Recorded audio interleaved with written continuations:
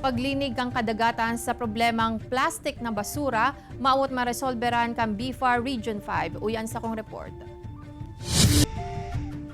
Sa kamaawotan na magdaong kaaraman sa publiko, pigtutulod ang pagiging ehemplo kang mga Scubasurero, partikularmente ang dive team kang Bureau of Fisheries and Aquatic Resources Bicol.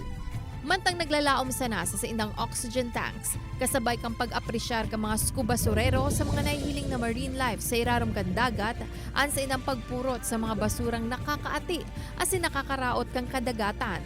Ito ay naging taunang underwater clean-up program ng Bureau of Fisheries and Aquatic Resources at regular na nagiging activity every time na may mga resource assessments yung aming dive team.